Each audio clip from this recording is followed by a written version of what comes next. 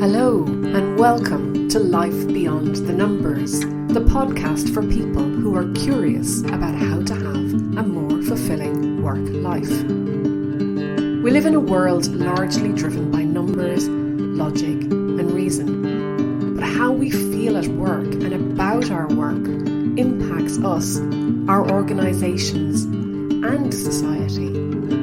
There is a relationship between the numbers of our organisations and the life beyond the numbers. I'm Susan Michrillon, your host.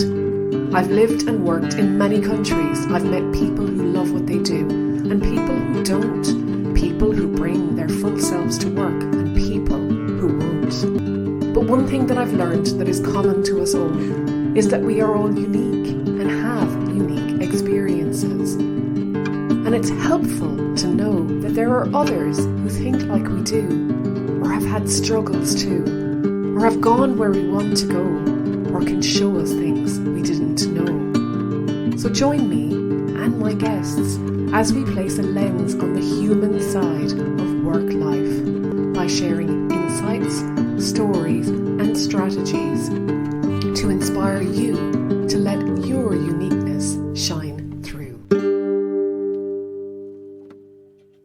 Today, I am delighted to be joined by Ellen Leith on Life Beyond the Numbers. Ellen, you're most welcome.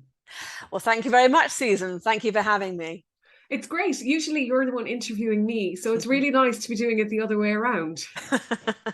Indeed, I'm very used to seeing your face in front of me. And as you say, I'm normally the one setting the questions, but it's your turn now. It's my turn. So let's see how we get on.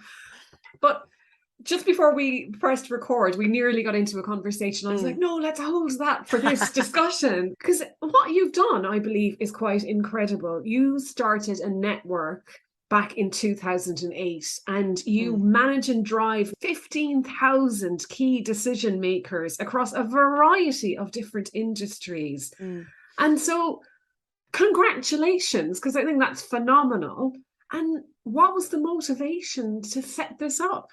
Well, thank you very much to start with. Yes, I mean, it has been phenomenal. And I sometimes can't believe that it's been 14 years. When I think about 2008 and everything that happened in 2008, it suddenly seems like such a long time ago.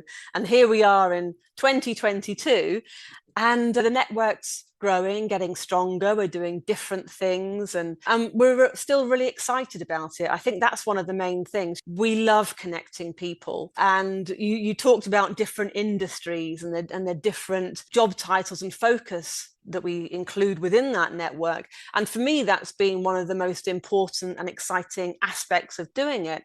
Perhaps to begin with, going back to the early days of 2008, we were mostly, and in fact, almost entirely talking to people in accounts payable. And one of the main reasons for doing that at that time was because there wasn't really anywhere for people working within that sector of the business to go to find one place to come to where they could find out information and, crucially, feel valued as well. Right back at the beginning, we were actually called Accounts Payable News. So some people might know us as APN. And the focus then was really in the news aspect. So bringing information to a group of people who perhaps didn't have that information to hand, talking about best practice, talking about new technologies which may be able to help, and creating an environment and a platform where people can come together, join and talk to each other. Because even now that can still sometimes be an issue, but going back to those days, those far off days of 2008, people working within accounts payable sometimes found themselves treated like a back office, but actually almost sitting physically in a back office where they were siloed, head down, focused on their work, and mostly considered as something of a transactional function, and didn't necessarily talk to other people who were doing a similar kind of thing in other businesses elsewhere. So the idea really was, do you know what? it doesn't have to be and shouldn't be treated as something which is back office, but which should be something which is celebrated and tied into the main overriding strategies of the business, because it can be. And trying to raise the profile and get other people within the business areas of finance and overseeing that area to recognize the importance of accounts payable. Now, as the industry itself moved on, and as also technology moved on and our network grew, we then took in other functions as well, where the points of accounts payable touched. So we then found ourselves talking to other areas of end-to-end procure to pay. And now that includes obviously finance, P2P, and also procurement as well, because as the industry and business has moved on, we find that those areas where those points touch, there's a good reason for them to talk to each other. It's critical, I'd say. It is absolutely critical, and even more so now than ever, I think. And going back to your question, 2008, if you can think about what happened there, the economic crash, people and businesses suddenly found themselves, we need to be paid. We need to make sure that our business stays stable. And how can we do that? Well, we need to make sure that, we're being paid, we're paying our suppliers. And in some ways, it almost mirrors what happened during the pandemic. The difference is we were much more able to cope with that in 2020, 2021, and obviously to some extent this year, because we're able to have that business continuity that we probably wouldn't have been able to do had that hit back in 2008. So the reasons behind it was that kind of thing, trying to find somewhere or creating a platform where people can come together, talk about how they can do things better, more efficiently, and trying to connect them with other people who they can learn and share from. Wow. Now, I can absolutely picture the accounts payable person in a finance department long ago when I worked in finance department, who nobody ever really went near. They sat and they did their job or whatever. So I never really seen, I guess, never valued either, I would imagine, as such, especially by people outside of the department. So how did you become interested in people within accounts payable? What was it? Well, I think that you said the key word there, which is people. And I think that I've always been interested in areas of business or life where you're talking to something which is fundamental to people. And I think the aspect of paying for something, being paid for something, purchasing something is a key facet for all of us throughout our lives. So for me, that was something which I was interested in and have been interested in for a long time. But I've always been interested, as I said, in those kind of areas that touch on us as humans. And I've had experience in lots of different ways. For example, even within areas such as the arts as well. So I've always wanted to be interested in business, finance, economics, where that touches on people. And as I said, the fundamental aspects of buying something and paying for something. And to the extent that back in trying to think of the year, I was instrumental in helping to launch what was known as the IAPP, the International Accounts Payable Professionals, into the UK. It was a US organization, and they'd been in business for about, I think, 20, maybe 25 years in the US. And they had wanted to launch something very similar into the UK. So I was instrumental in helping them to do that. And at one time I was doing both things together. So I was running the PPN network and also the IAPP at the same time. And that was great because that really gave me an insight into how things were done globally, not just here in the UK, and looking at the difference between them. And there were some fundamental differences too, but then that developed the network even broader as well.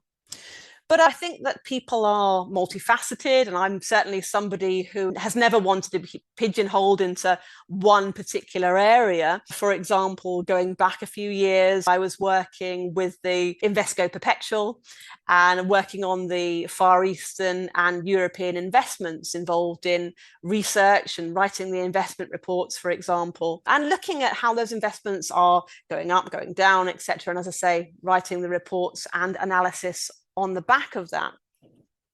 But I think that we're not just people who exist in this particular vacuum. I mentioned before about the arts and being interested in that too, to the extent that I was also, going back again a few years, the marketing manager of the Victoria and Albert Museum.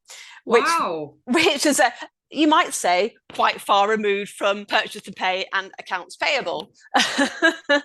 But again, it's something which we as humans are interested in, aren't we? I think that our history, how we developed, and particularly in the arts, I think that shows us as complete, rounded human individuals. Absolutely, yeah. And the people element is so important, Ellen. It really is. And I think it's something that more and more society hopefully is taking a bit more seriously, that actually people are doing these jobs. I'm not an accounts payable person. I'm a person who does accounts payable as my job.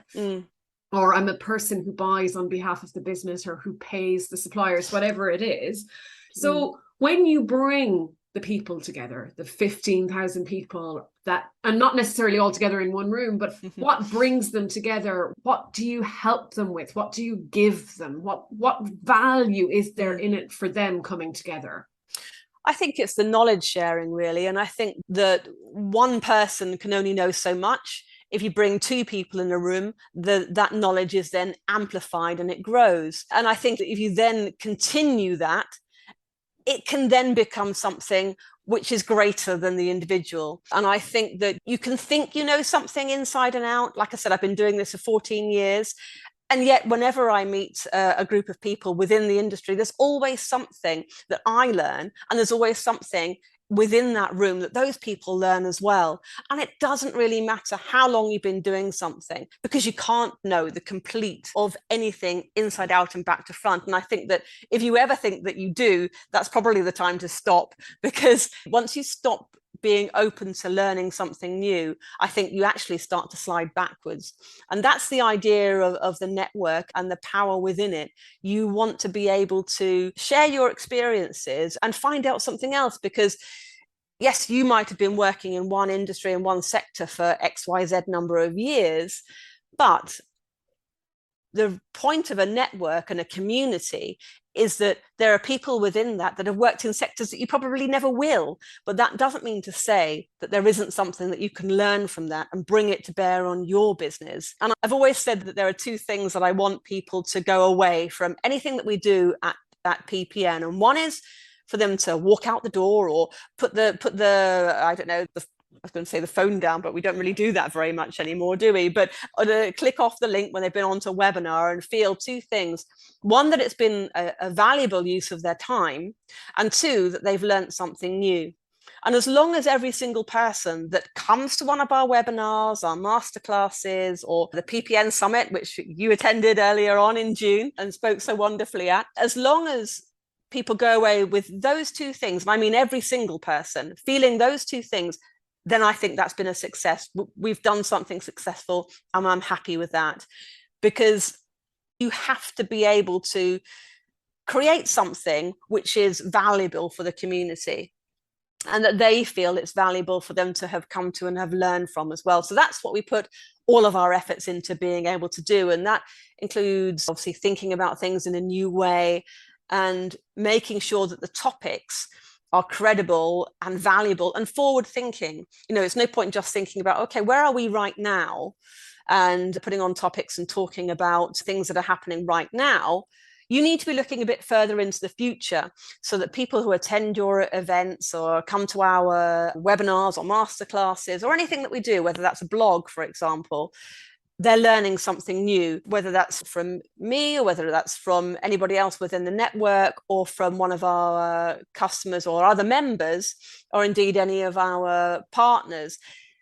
then that's something which is valuable, because they need to be looking forward into the future, not just thinking about where they are right now.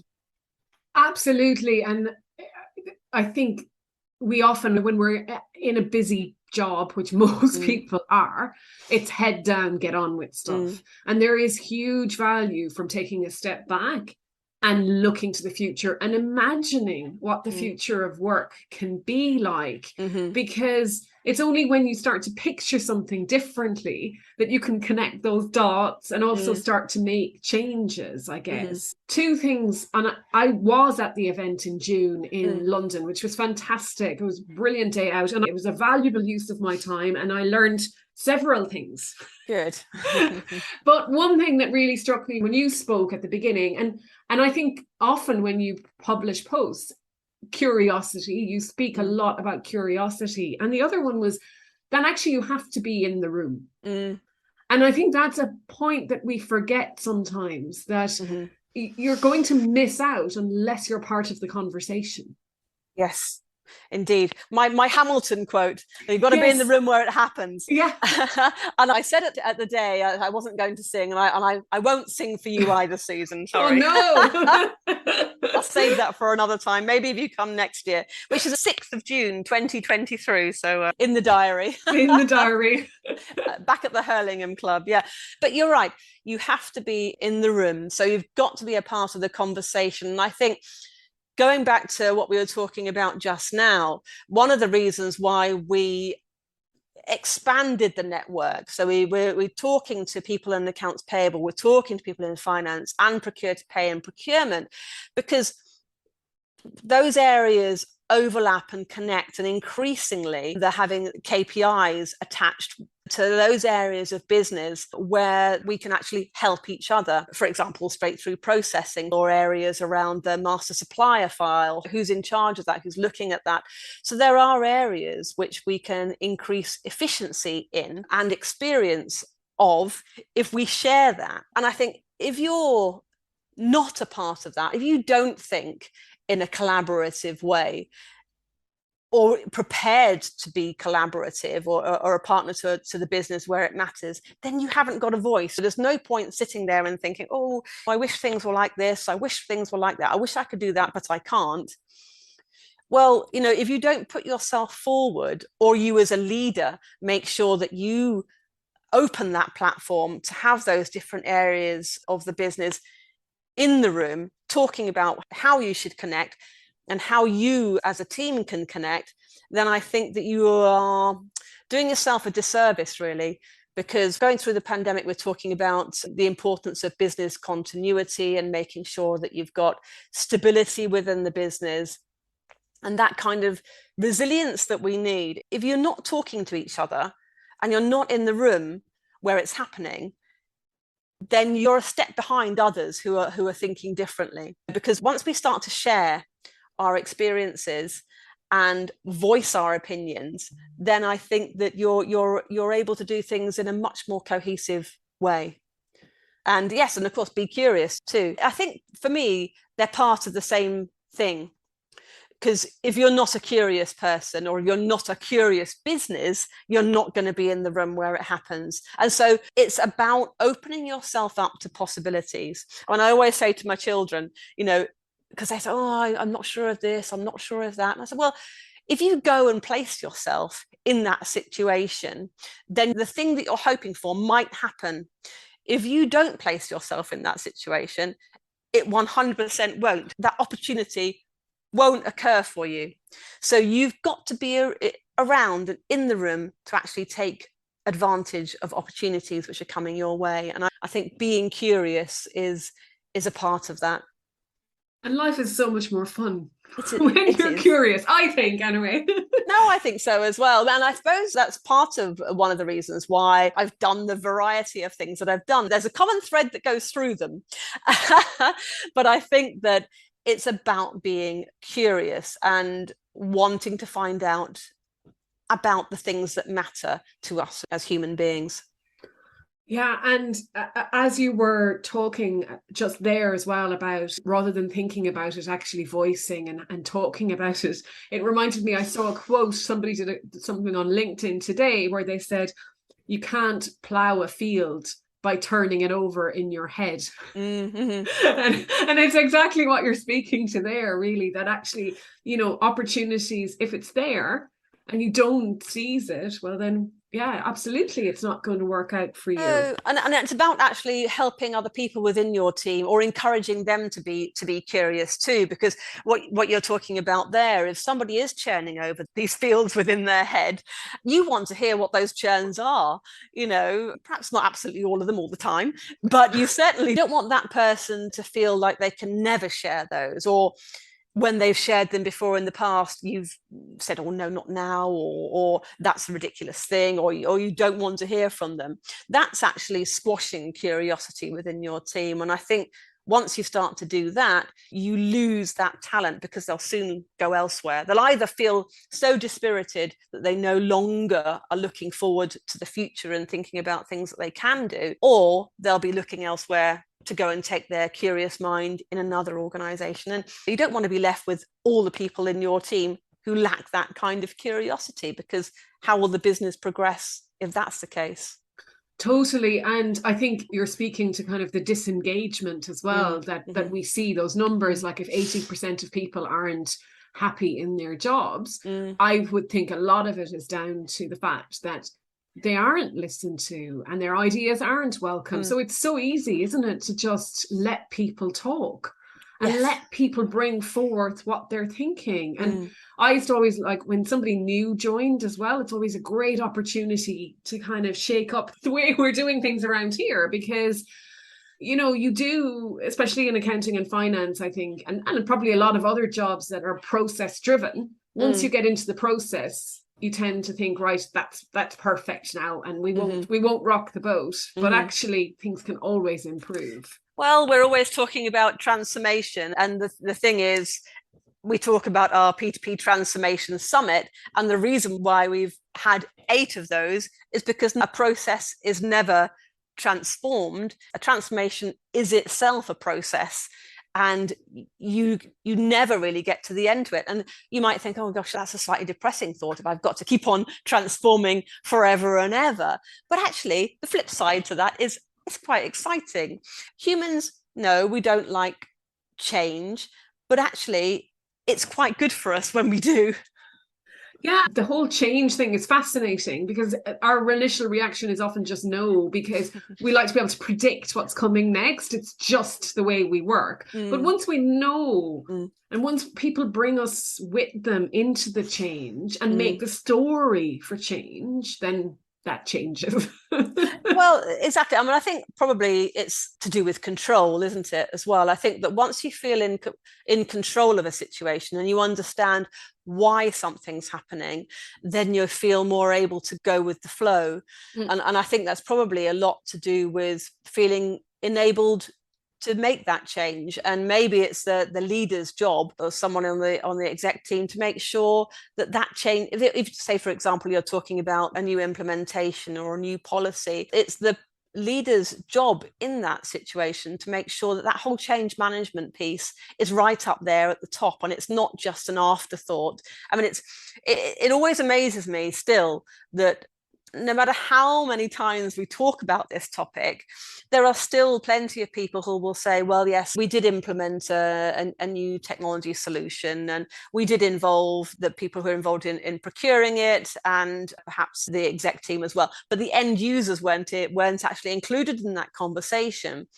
They didn't feel the buy-in, perhaps were a bit fearful of what their role was going to be, or what their job was going to be afterwards, and therefore were frightened of it. And I think once you've got somebody on the team who's unsure of what they are doing, one, you're not going to get the right kind of results that you thought you were going to get out of it. And 2, you've got a kind of disenfranchised set of employees, which doesn't really help anybody. And I've lost count of the number of times that I've spoken to organizations where they've said that, yes, they have implemented a really good change management piece, and it's involved a huge file which they have sent across via email to all the relevant parties and expected them to read it by X date.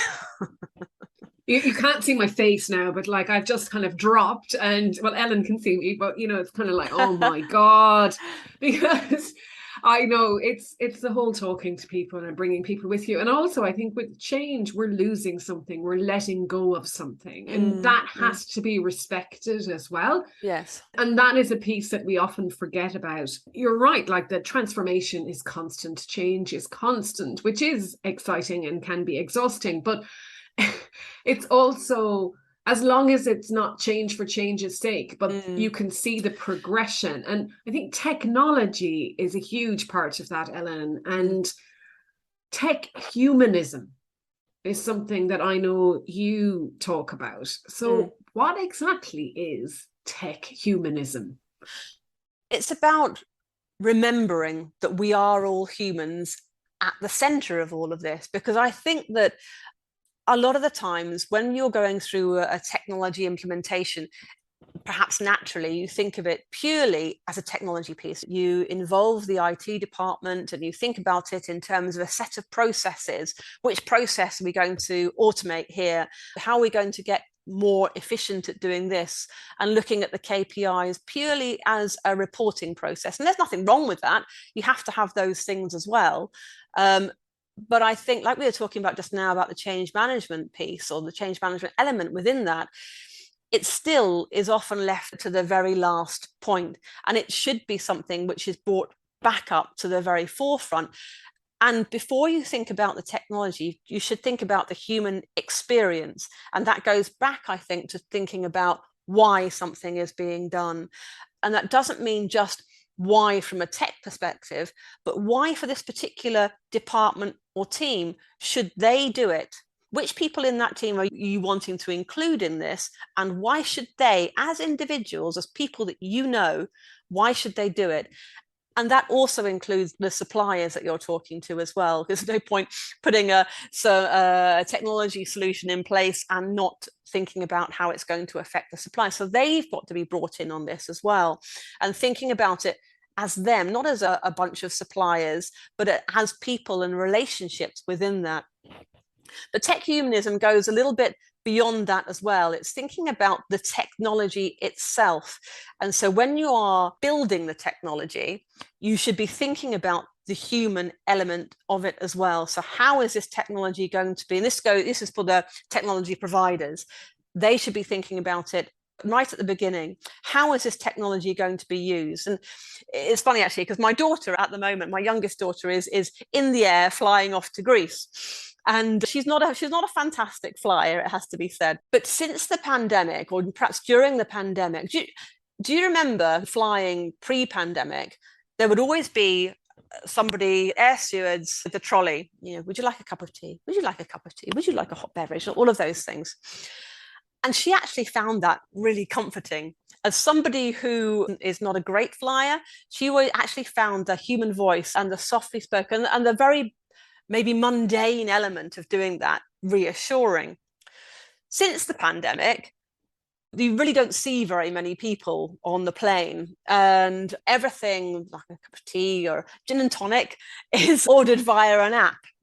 And I think that the human experience of that, yes, it's more efficient. Yes, it probably saves on, I don't know, it certainly saves on maybe perhaps having to have as many air stewards, and it certainly saves on time. But what it's taken away is some human experience. And I think that there certainly is value in that. There's value that's been lost within that. And that is what tech humanism is about. It's about trying to think of the humans when you are creating the technology and its implementation, as well as thinking about how it's going to be used and making sure that you've got the people on board with that tech when you're going to be using it. And I think that more and more, as we start talking about the Internet of Things and how that interrelates with our lives, and probably much more so now that we're going to be working from home a lot more of the time, because I don't know about you, I probably don't know any organization yet which is back to working in the office 5 days a week. I certainly know organizations that are back 3 days a week, and perhaps that's going to be that turn out to be the norm. But I do think that we are going to continue to have to get used to in our business lives and how that relates to the humans within it, certainly the younger members of the organization, how they can progress and be seen. I think that the technology that we provide for everybody, and whether that goes like Teams meetings, for example, Zoom meetings, I think that we have to remember the human experience within that. And for me, that's what tech humanism is all about. So those two sides of perhaps the same coin, remembering the human when you're creating the technology, remembering the human when you're implementing that technology, and ultimately bringing the two together and thinking about the overall experience that we get out of it. Yeah, I mean, it's fascinating, isn't it? Because small things get taken away that people think won't upset people or won't make a difference. Just that reassuring voice on a plane, would you like a cup of tea? How many people discussed that? Did it even come up before they decided to take it away? Yes. And I know myself, I'd much rather go to a person at a cash register most of the time. I like the interaction with human beings because we do belong to a society, and there's something very cold, and I don't really want to do business in places where I have to use an app to order from the restaurant or the bar. I'd rather have a chat with the waiter and say, what's on special tonight, and have him tell you the story in his way. And yes. And there's so much to be said for that. I heard somebody talk a few years ago, and one of the things they said was, with technology, always think about like you've been saying, always think about how to do this without the technology. And then the technology is making it faster or better or whatever. Yes. But think of it without the technology and design around that. And I think that's important.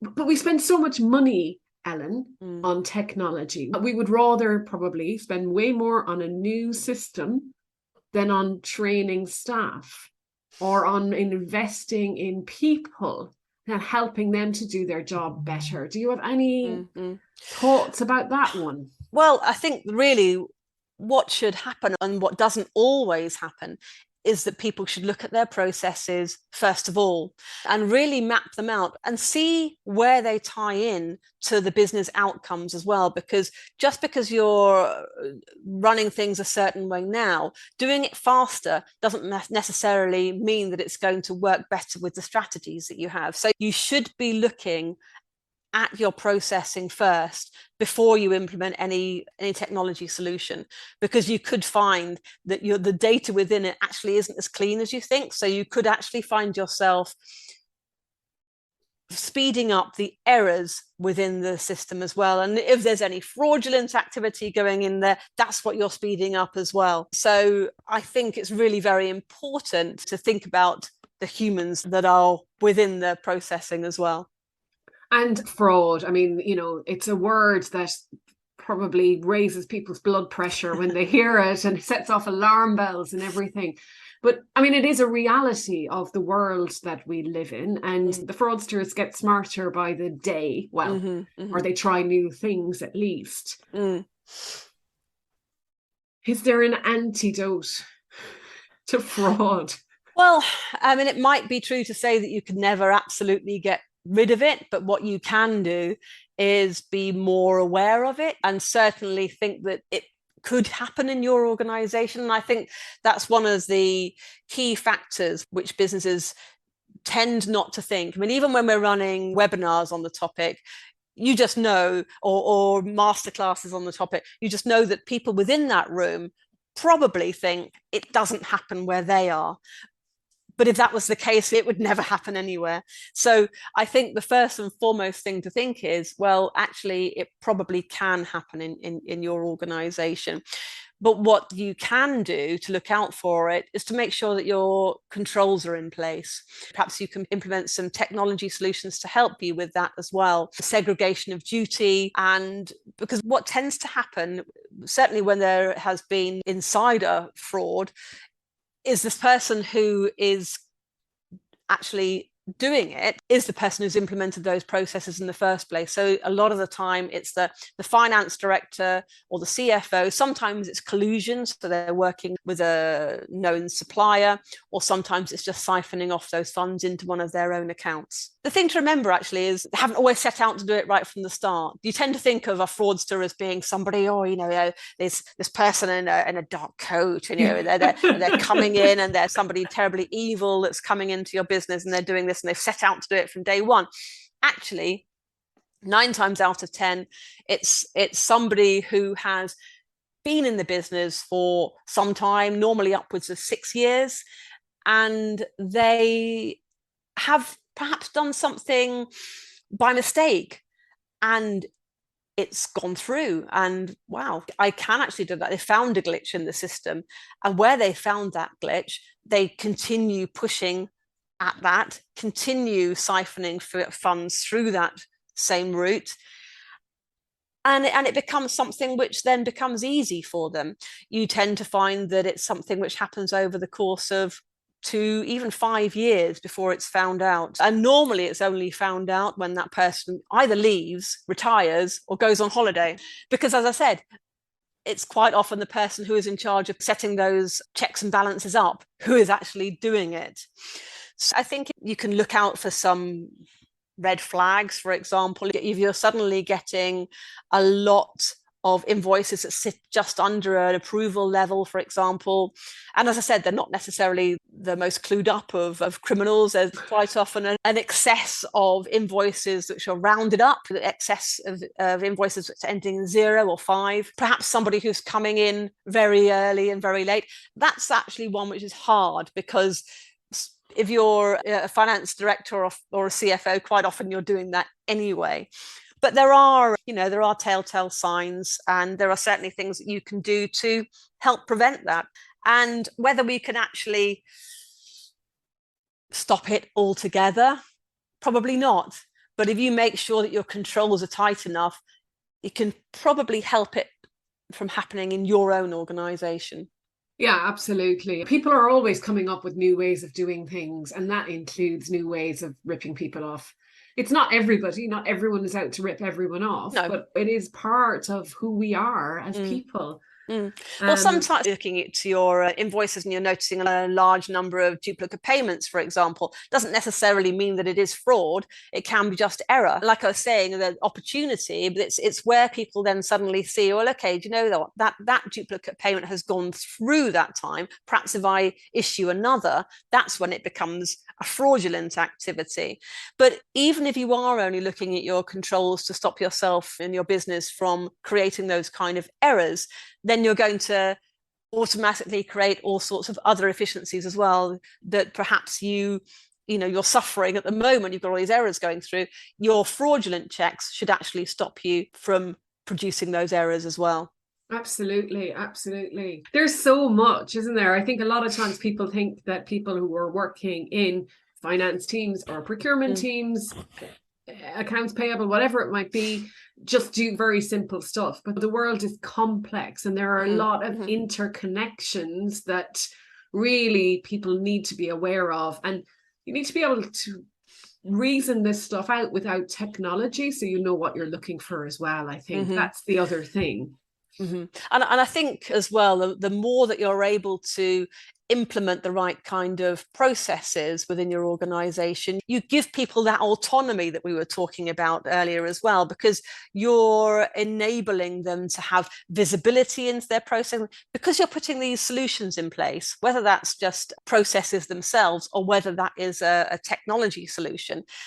You're enabling them to take control of something. They can report on something. They can have analysis into that processing, which then gives them insight and visibility. And they can manage. So, for example, the cash management then becomes better as well. And once your cash management becomes better, suddenly you've got a better relationship with other areas of the business and your suppliers, procurement, for example. And your payment terms, are you paying on time? All of those things become better. And once you start to do that, then there are other elements come into play as well. If you're known as a better business, your culture is one which people can believe in and trust in, you're going to get the talent within your team as well. Who wants to work for a company with the headlines splashed all over the paper saying these people are terrible employers, they don't pay, and because they don't pay, this small business has gone bust?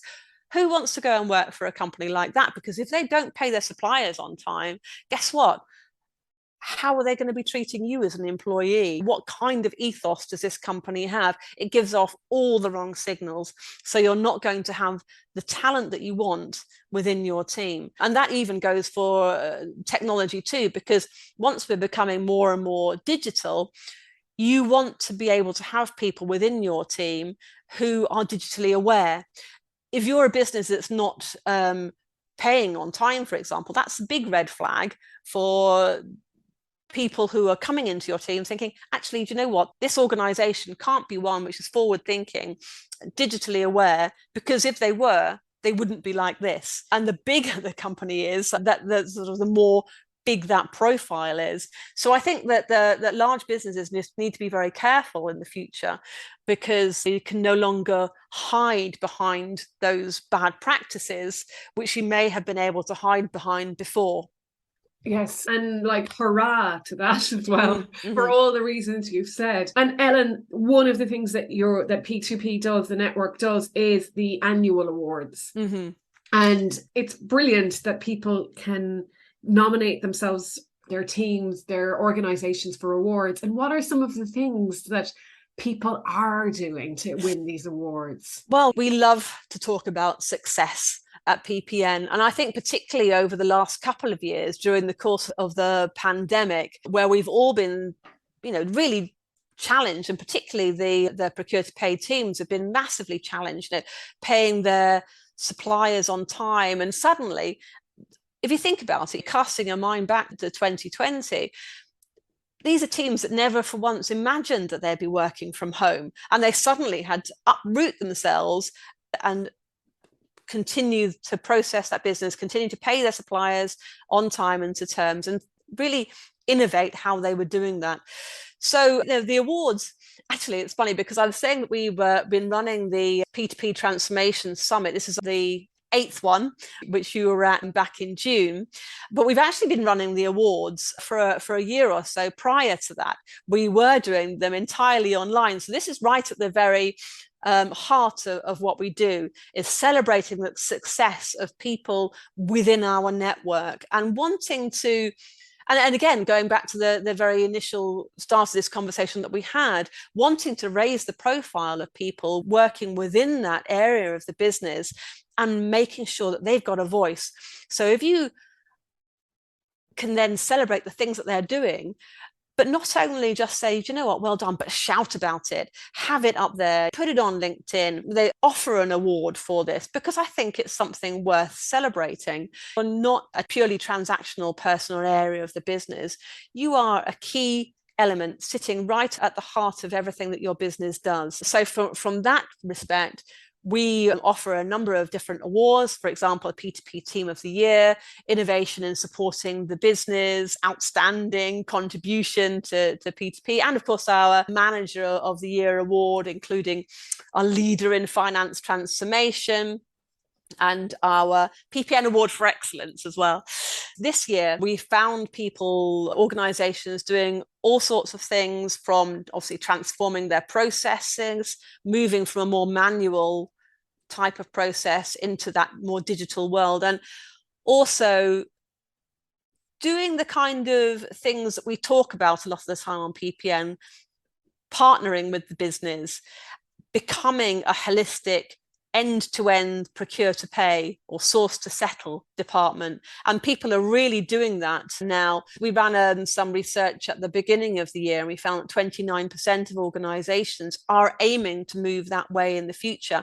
And by doing that, they are helping to eradicate those kind of silos that we found going back to 2008, where people found themselves thinking, what am I doing here and how do I connect with the rest of the business? Well, go forward 14 years, and those organizations are now really developing. They've got a whole holistic department tied into the overall business strategy within those different areas of end-to-end procure to pay. So that's what the people are doing within the organizations now. They're really collaborating to be able to do that, becoming more efficient and actually excelling in what they do. And we're talking about some of the stories that they're sharing with us actually during our focus week. We are talking and interviewing. So if you want to hear a little bit more about it, or the in-depth reasons for them winning the award and the type of fantastic things that they've been doing, then you can come and listen to that. We are sharing those on demand as well, so you can have a listen to some of those award successes. Fantastic. No, that's brilliant. And so how does somebody do that, Ellen? What is the best way of connecting with PPN and you? Yeah, sure. So you can find us at www.p2pnetwork.org, and once you do that, you can, if you want to have a look at the focus week, there's a tab at the top, events, scroll down, you'll find focus week, and you can register for the focus week there, and you'll see our other events on there too. You can follow us on LinkedIn. We've got a purchase to pay network group that you can become a member of on LinkedIn. You can connect with me on LinkedIn. You can follow me if you like on LinkedIn. And we also have our company page as well, which we share some information on. And you can also follow us on Twitter too. So yes, that's it. Absolutely. All the different things. And of course, you can come to some of our events. I've talked about the focus week that we have. We also have our Future of Finance lectures, a face-to-face event. And we also have, as I mentioned briefly earlier, on the 6th of June next year, so 6th of June 2023, is our 9th annual P2P Transformation Summit at the wonderful Hurlingham Club. And of course, welcome to come along and join us there. But you can find all the information that you need on our website, p2pnetwork.org. Yeah, and I'll put all of that in the show notes as well, Ellen. Lovely. And hopefully there will be other people joining some of those groups or following you. You're more than welcome. More the merrier. Absolutely. No, absolutely. And it's about that power of the network and the sharing and collaboration again, and being in the room, like we talked about earlier. Ellen, thank you so much for your time today. We went all over the place and there was lots of really interesting stuff in that conversation. So thank you. Thank you very much, Susan. Thank you so much for listening. I hope you've enjoyed the paths we traversed on today's episode. If something rang true for you, be sure to let me know. Or maybe you can share this with someone in your life who would benefit from listening too. And if you enjoy helping others, I'd be so grateful if you would leave a review, so that people who might also be curious about their own life beyond the numbers can discover this podcast too.